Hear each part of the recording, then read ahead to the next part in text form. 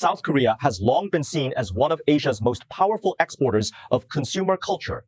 K-pop, Korean dramas, beauty products, fashion, coffee chains, and lifestyle brands have shaped trends far beyond the country's borders. For years, Korea was not just a consumer market. It was a trend-setting machine. But now, something interesting is happening inside that very market. A new wave of Chinese consumer brands is gaining real traction among young Korean consumers. This is not only about cheaper products. It is not only about supply chains. And it is not just another short-lived social media trend. Chinese brands are increasingly entering South Korea through lifestyle, entertainment, food culture, emotional value, and highly shareable consumer experiences. Pop Mart, Labubu, Haidilao, Malatang, Xiaolongbao, and Chinese tea brands are all becoming part of a larger story. Chinese consumer companies are no longer just exporting products. They are exporting brands, experiences, and cultural formats. The numbers are hard to ignore. According to data cited from South Korea's Financial Supervisory Service, Pop Mart Korea generated 125.5 billion won in sales last year, compared with 34.7 billion won the year before. That represents growth of around 3.6 times. Operating profit also rose sharply, from 3.6 billion won to 10.3 billion won. For a collectible, toy, and character merchandise company, that kind of growth in a mature consumer market like South Korea is significant.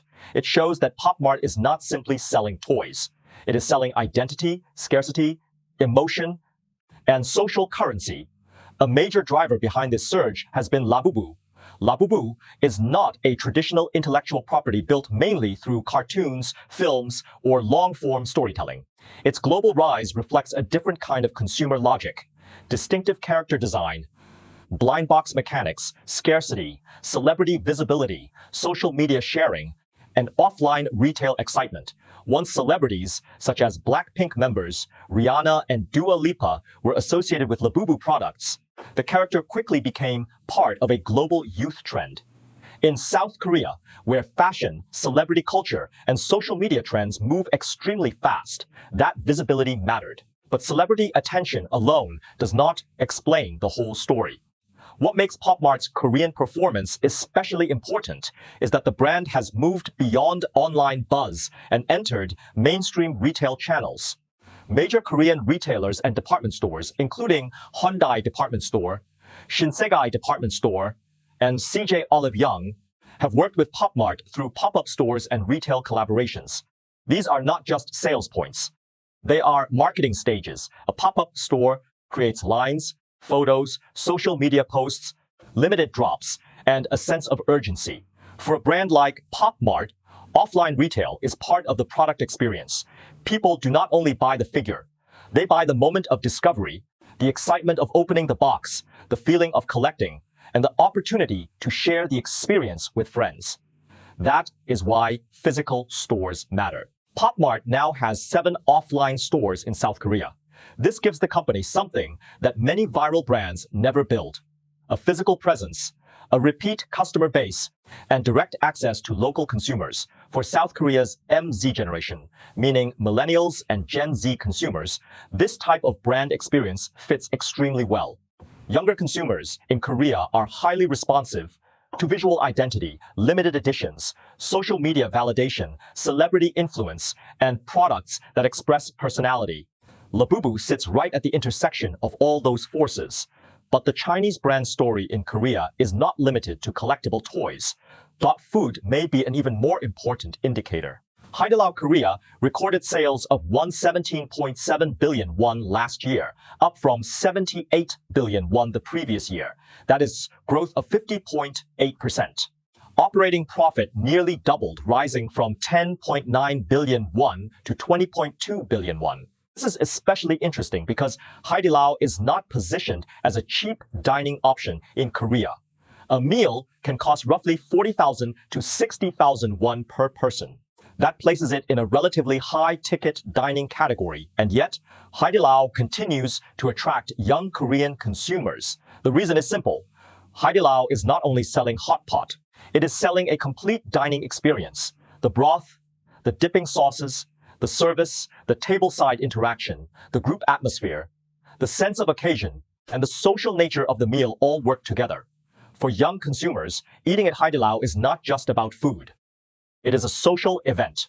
It is something to photograph, talk about, share, and repeat with friends. That is a crucial lesson for Chinese food brands expanding overseas.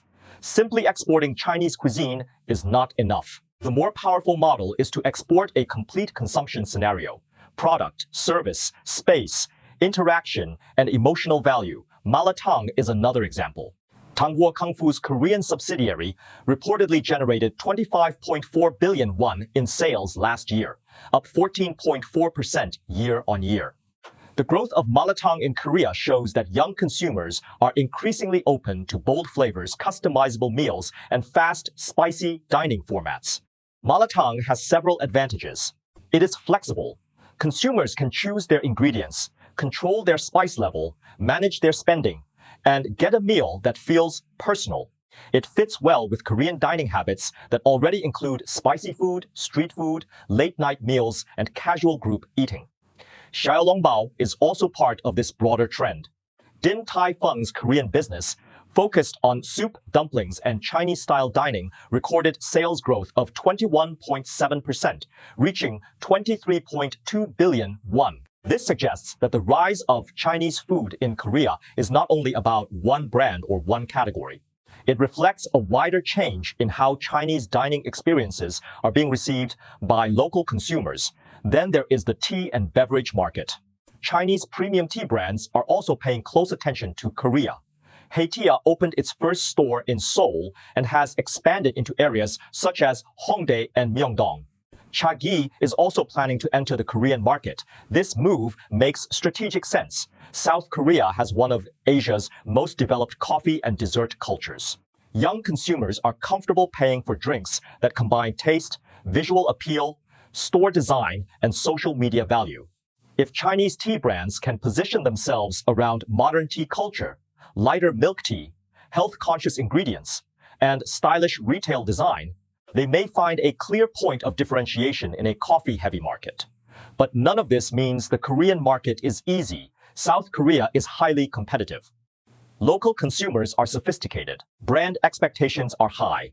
Trends move quickly, but they can also disappear quickly. A product can become popular because of celebrity exposure or social media hype, but the real test is whether that popularity can become repeat purchasing. For Pop Mart, the question is whether Labubu can be followed by the next strong character. Can the company maintain consumer excitement beyond one viral IP? Can it turn blind box enthusiasm into long-term collecting behavior? For Haidilao, the question is whether high pricing can remain sustainable. Can the brand continue to defend its service advantage? Can it maintain differentiation as local competitors respond? For Chinese tea brands, the challenge may be even more complex. Can they compete in a market where coffee culture is already deeply established?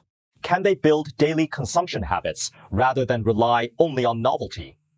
These questions will determine whether Chinese brands' growth in Korea is a short-term wave or a long-term shift. Still, the bigger pattern is already visible. Chinese companies are moving from manufacturing globalization to brand globalization. In the past, many international consumers encountered Chinese products through low prices, e-commerce platforms, OEM manufacturing, and supply chain efficiency.